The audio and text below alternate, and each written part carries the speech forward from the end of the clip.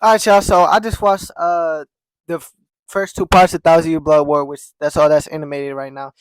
So this is gonna be a review on that. Before I get into it, consider subscribing to the channel. I post 4 times a week. Consider liking the video, and yeah, let's just jump straight into it. So uh, the Quincy's, like, they show off to be a real threat. Like, none of it, like, they're out here stealing Bankai, and we realize how there's two reasons why that one dude who also couldn't, like, steal Ichigo's Bankai, that also gets explained, right? One, you have to be strong enough, right? Let's be real, he's not touching Ichigo at any point, right? Because it was kind of explained that no one could hold Isaac, or not, Yamamoto's Bankai, right? When he was facing the king of the Quincy's. I don't know. I don't remember his name. It's like Yaha, I think. Yeah, yeah, something like that. Either way, right? So them not being able to steal Ichigo's Bankai, they made sure that shit made sense, right? Uh, yeah, but all the captains really just got cooked. Really, to start, the Quincy's destroyed like everything, bro. But Yamamoto's Bankai was fire, bro. Like, I loved Yamamoto's Bankai. His Bankai was fire. But the thing is, bro got packed real quick by the king of Quincy's. I understand he old and he's missing arm, but he got packed real quick, bro. Real quick. And he has his Bankai too, right? I know he's not dead because when there's a part 3, right? Because at the end of part 2, he's pretty much falling off, right? I can't wait to get Squad Zero did they thing. I'll talk about them in a little bit, but yeah, like I know he's gonna come back. I know he's gonna come back somehow, But as of right now, he's falling. He does have Yamamoto's Bankai though, so I wonder if he is actually gonna use it, or if he just say, "Yeah, nah, I just want it." Either way though, cause I don't know when he gonna use it. Probably against Ichigo, right? I don't know though. Yeah, I feel like we didn't see like there's characters Bankai we really want to see that we did get to see in the first 2 parts, right? We didn't get to see Kenpachi's, right? Because my cousin, I thought that big ass sword was his Bankai, but my cousin said no, that's not his Bankai, that's his actual sword, which is crazy. Kenpachi, Kenpachi was Kenpachi cut through nothing against the imagination, dude. That was crazy, bro. That shit was crazy. That shit had me hyped for a second, bro. But yeah, the imagination dude fight, that fight, like, with whatever he thinks, like being coming into existence. He, like, from the start of the fight, he thought highly of Kenpachi, and Kenpachi kept impressing him, so he kept thinking of him in higher regard. Cause when he seen Kenpachi, he was like, "Oh, you're the late great Kenpachi." That's already thinking highly of Kenpachi. You know what I'm saying? He was kind of destined to lose that fight. We don't get to see Kisuke's Bankai yet. We don't get to see the dude who became the head captain. I forget his name, but he one of my favorite characters. I'm just terrible with names, but he is one of my favorites. He has an eye patch now. Usually wears a straw hat. Again, he's a head captain now. We don't get to see his Bankai, but his abilities, from what we've seen during, like, the Ronkar saga, when, like, Aizen pulled up, them shit seem just fucking fun as a bitch. Like, his abilities just are cool. You feel me? I can't wait to see his Bankai though. I don't know if there's anyone I'm missing. I'm not. There's some characters I know that we haven't seen their real Bankai, or a character. You know, yeah. Uh, like, the boxing guy, he beat like 2 Fatherhead captains. I don't know if anyone actually cares about them. One of them used to be part of Shinji's squad.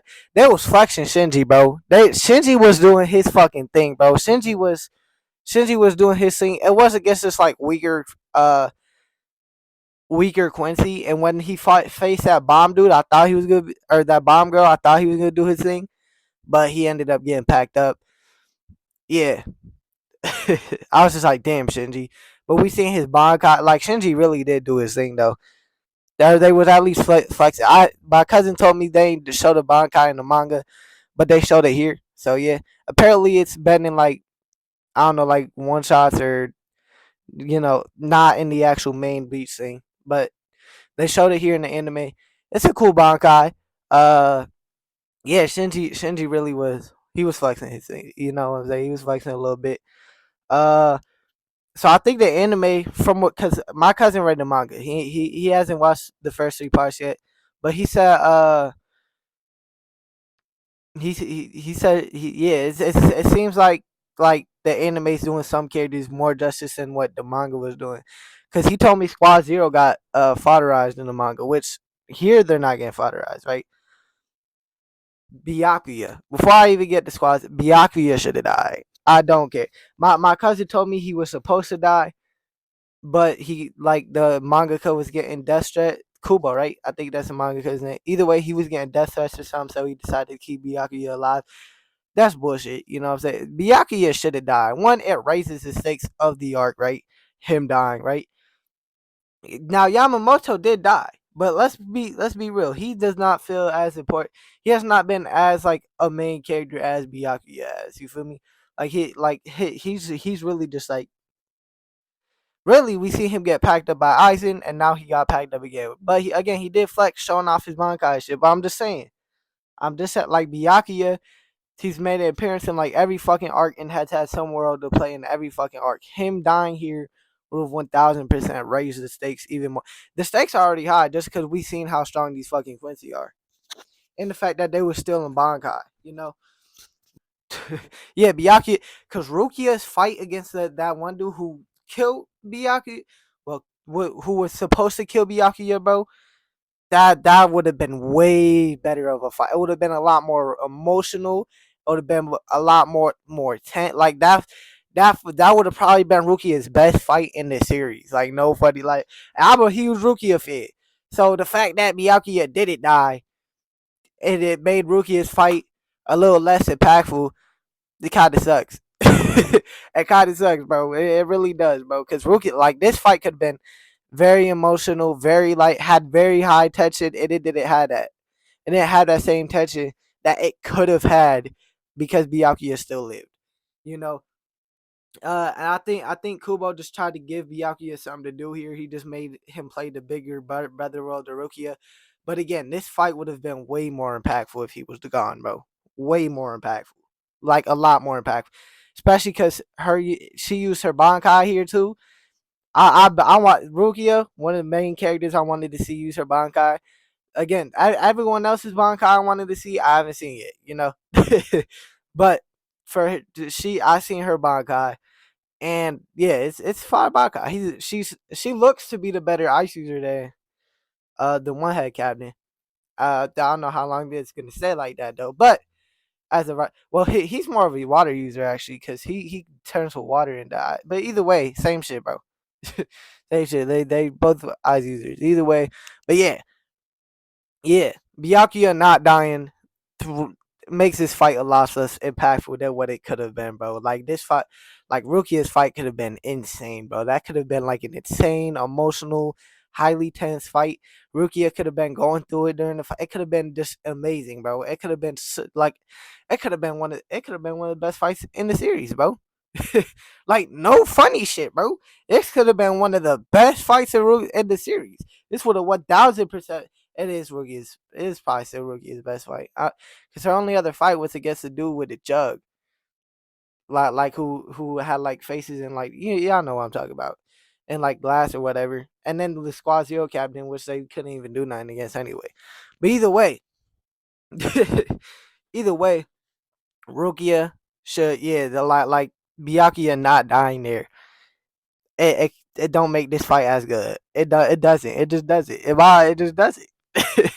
The fight would have been 20 times better if Byakuya was to die, bro. What's it called? Ichigo's mom dying. I'm glad it was explained. You know, I would say that they made a questionable decision though, cause like they put the credits when Ichigo's dad was talking about it. They made the credits, so I thought it was gonna be in the next episode, but they explained the entire death in the post credits. You know that like after the credits ended, which is like, why would you do that? You know, like why would you do so? Like, there's probably people out there who dead asses did not see that. You know, uh, yeah, uh, the boxing dude, bro, that the dude who was part of Shinji's squad, like of holification people, he he had the one with the extended little fucking weapon. He he fucked himself up, bro. He pretty much said the weakness of his Bankai. He said because he pretty much told him, "Oh, it's sound." Bro thought it was a fire and water bot. He was so confused. He did not know what the fuck was going on. You could have won that if you ain't tell him. See, he just pictured his punctured his eardrums and beat him, bro. But that was his fault. Who ended up being the boxing dude? I don't remember. I think it was Renji. Still fuck Renji, you know what I'm saying? But nah, yeah, that shit. We seen Renji's real Bankai, you know what I'm saying? Renji didn't actually have his real Bankai to start, which is crazy. But yeah, if Renji does do anything, if Renji does get involved again, he'll probably get packed up. I'm not even joking. He'll probably get packed up again. But yeah, the Quincy have been like the biggest threats of the series by far so far, easily. The medical captain, wait, she was way stronger than I ever thought she would be, bro. She killed Kenpachi like 2,000 times, bro. That shit is insane. Alright, 2,000 times might be dragging it. But she killed him mad times. And we know why. We know why she killed him mad time, you know what I'm saying? Because she was trying to bring him to as strong as, he can be. I don't know her name. We'll just call her First Kenpachi, but like First Kenpachi, she was like the fact that he had a fun fight against her is the reason he was weakened in the first place. So she felt that it was needed to make him strong again. You know what I'm saying? But yeah, she first Kenpachi, she was one of the first 13, and low key, her being that strong just goes to show you how strong that first 13 probably was. You know what I'm saying? Like that goes to show you how strong they probably were, bro. But yeah, she being able to cook Kenpachi, bro. Kenpachi was probably was probably like top three strongest captain at the lowest, bro. Like no funny shit. I mean, the fact that him and Byakuya, I mean, it looked like him and Byakuya might have tried to be rivals at some point. You know what I'm saying? With like in a Ron card, they were arguing this shit versus number zero or whatever, bro. But yeah, like I pass dude, Straw Hat dude was obviously stronger. But yeah, Kenpachi just being overall one of the stronger captains, right? And her just fodderizing him like that was crazy. And she's never really fought in the series. Now that I think about it, there's not one I could think of. So, I mean, if she did, she might have been extremely helpful, you know. But yeah, she's stronger than what probably anyone would have thought she was. Oh, they was jumping Ichigo when they arrived. They was felling and everyone pulled up like the girls were dumping Ichigo and they wasn't even doing well. Telling your opponent to dodge is crazy. Telling your opponent to dodge is crazy, bro. I'm sorry. He said dodge, you idiot. Nah, that is crazy though. But yeah, now we go to Squad Zero though. They was yo. Now look, some of the two of them ate more than others. You know what I'm saying, right? Because the food girl and the dude who like healed injuries ate a lot less than the Zabak toe creator and the Stitch girl. You know what I'm saying? Stitch girl was doing her thing, right? Her Bankai was cool, but at the end of the day, bro, once I seen Uryu was a part of it, bro, I was like, yeah, they're not packed up. They're gonna make this shit. They're gonna come out of this shit. I knew instantly. I knew Uryu wasn't gonna die. Shit. And speaking of Byakuya, is that if Byakuya actually died, maybe I believe it a little bit more. Maybe I believe it a little bit more. You know what I'm saying? I'm not saying I would, but I'm saying maybe I believe it. You know what I'm saying? just maybe, bro. Just maybe, right? But yeah, Uryu, I knew he was to go get packed up. You know what I'm saying? So I know that this Bankai shit they go get out of it somehow at the end of the day. But yeah, she was doing crazy shit. She like stitched up and healed the Zombok toe creators like wounds and shit, bro. She was doing her thing. She was holding her own in a 1v1 against one of the, well, I mean they all really was, I think, but well no, they got packed up. That's why she used her bond. But still, they she was doing her thing though, right? Uh the original Zombok toe creator, bro. Like the one who created the Zombok toe. He was on timing, bro. He was one tapping everybody. Everybody was struggling to get. I want to see his Bankai more than anybody's, bro. Like in Squad Zeros, I'll say, right? Because honestly, the two main Bankai I want to see is the new head cabinet, right? The eye patch straw hat guy. I forget his name, but I want to see his, and I want to see Keys Gauge, right? Those are the main two I want to see. But yeah, I would love, like the original Zombok Toe creators Bankai. I would love to see that shit. That his Bankai could be so goddamn like I don't even know if we want to know what that shit is. Bro was one tapping people, bro. He was he was cooking because his sword was. He said his sword was so sharp that they couldn't even he couldn't even hold it in the thing. That's why it was in the water jug. Yeah, his Zanbak like he was cooking though. Like he was like he looked to be the strongest. Now the paintbrush, like outside of the paintbrush guy, maybe he looked to be the strongest, right? Uh, yeah, the paintbrush guy. He's obviously the strongest of Squad Zero, right? As far as what we're seeing, but like he just not as cool as like the Stitch Girl in the original Zabak Toe Creator, if that makes sense, right? Like he is just not as cool as them. Again, stronger than them, but like they both are cooler. If I'm being honest, like they both are cooler characters in my eyes, in my personal opinion. Yeah, but yeah, they like those two though. Those they was flexing those two. Those two was flexing. They was flexing indeed, bro. I don't know if I'm like missing any more like key important. I don't think I'm missing any more. Like Ichigo, Yoruichi, and them are on their way up. That's one way you should know that like that shit definitely not over yet. You know. Again, obviously there's a part 3, so you should know that it's not over yet. But I'm just saying that is the case. You know. Let's see. Oh, I almost forgot this. The scientist guy, the scientist captain, he turned everyone into zombies. He turned the two fodder captain into zombies, and then the youngest captain with the silver hair into zombies. So yeah, where is that? What Rukia is that captain? Now that I think about it, pretty sure he's still alive. Ain't he still alive? My buddy, I'm pretty sure. I don't know why he. I mean, he's kind of fodder anyway. Like I'm sure he wouldn't do too much.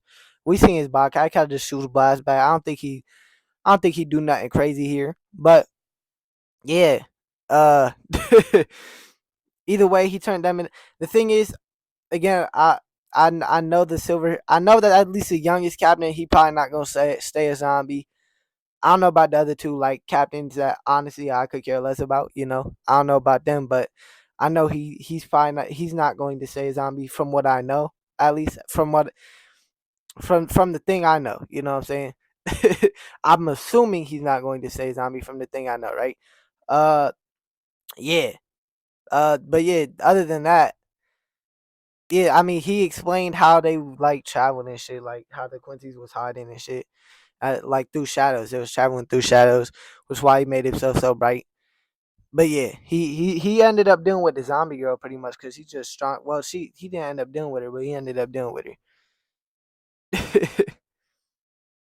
because his zombies were better. That's why, you know.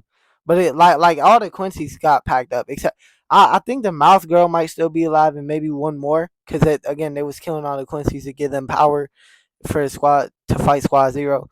But yeah, that's gonna be the end of this. Like that's all the important shit that I can remember, you know.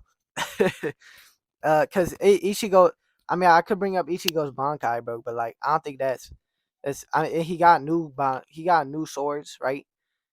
But still, cause but again, that kind of goes into like why he learned about the Quincy mom shit. Like his mom being a Quincy. Yeah, him finding out he is being a Quincy is kind of very late into the story though.